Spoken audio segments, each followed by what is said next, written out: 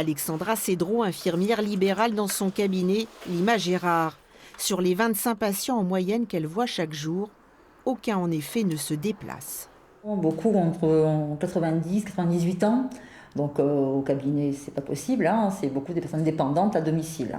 Vous ne faites que du domicile? Quasiment, quasiment. Si on a un patient par mois au cabinet, c'est vraiment exceptionnel. Cette infirmière fait donc quotidiennement 100 km, sauf qu'aujourd'hui, elle a besoin de carburant. Or, sur une application, elle voit que la première station approvisionnée est à 40 km, aller-retour. Disons que comme c'est pas réquisitionné des stations, je suis pas sûre d'avoir de l'essence. Donc c'est un risque assez important vu qu'il me reste même pas un demi-plein et la semaine entière à tenir. Certains soins sont vitaux, beaucoup ne peuvent en tout cas être retardés de plusieurs jours. Chez ces soignants, la pénurie de carburant génère maintenant de l'anxiété.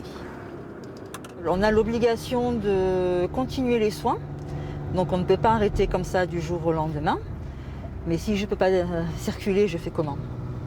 C'est angoissant quand même. Ah, c'est très angoissant, d'autant plus qu'il y a à l'heure actuelle aucune solution n'est prise.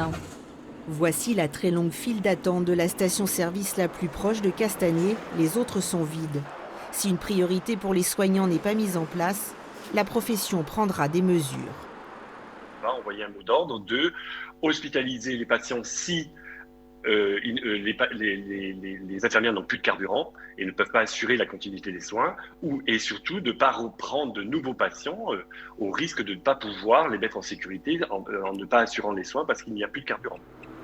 Alexandra a même imaginé faire sa tournée à pied, mais alors seul un quart de ses patients seraient soignés, impensable.